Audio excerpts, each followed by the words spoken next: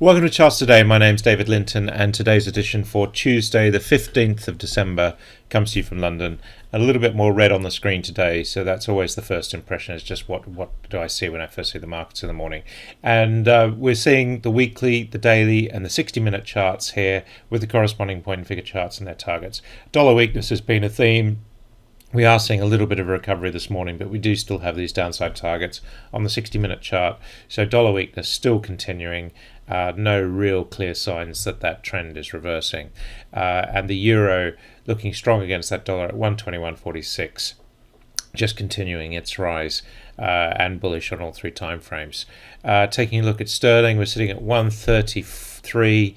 Little change this morning. We're back above the cloud just and on all three time frames. So we are seeing really bullish sterling versus really that weaker dollar. Against the euro, we are weaker this morning, back below the 110 level. So the euro has the upper hand, if you like. Looking at the S&P 500 index, we were down 0.4% yesterday. The Nasdaq actually was down as well, and we're just really struggling at the moment. The tech majors still not making new highs, and the Dow was down 0.6%. We are seeing better news on the futures though. The S&P future is up 0.5%. The Nasdaq E-mini up just over 1/3 of a percent. So it does suggest the US market will open higher today. The VIX volatility is down by 4%, sitting at 23. Although we are still short-term bullish on the VIX, which is just that the fear factor is still there. Looking at European markets, we've got the DAX up 0.5%, the CAC 40 also up by a similar amount.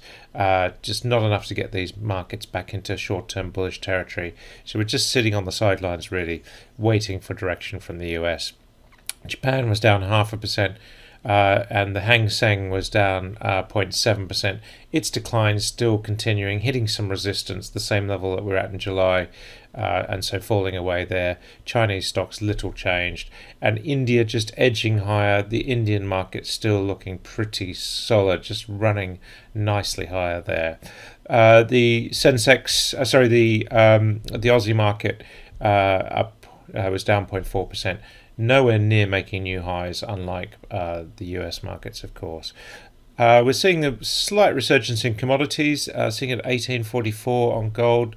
That's just about to get us above the cloud on the 60-minute chart. Still just showing some bearishness there, so that's key. We do still have this 3,000 target in place if we can make new highs. Getting above that August high is going to be the real thing for gold, and we are still, of course, long-term bullish. Seems to be some support at around 1765. That's the level to watch. And silver also, the 23 level was very critical, but we're above 24 at the moment. Back to short-term bullish there.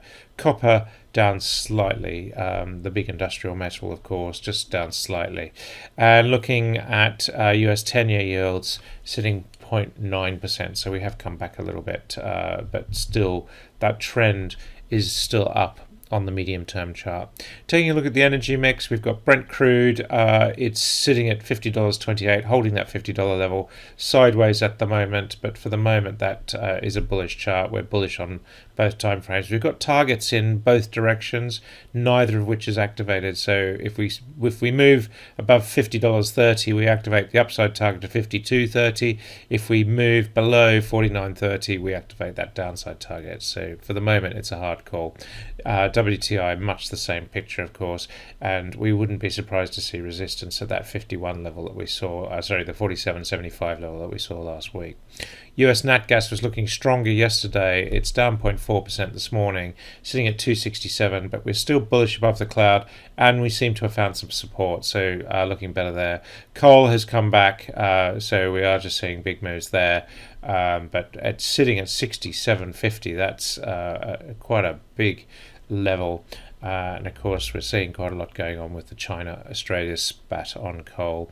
And looking at emissions, little change this morning. We're due a contract roll on emissions, so it's interesting moments there, but we have made it to new highs. Looking at MBP, We're sitting up 3% there, looking very strong indeed. TTF up 3%. We're bullish on all gas markets this week in Europe, and that we're seeing that continuing.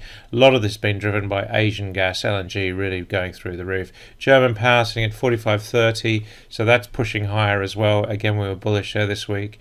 Even on the quarterly, we're seeing that. And if we look at Nordic power, we're up 2% there as well. Both on the CAL and the quarterly.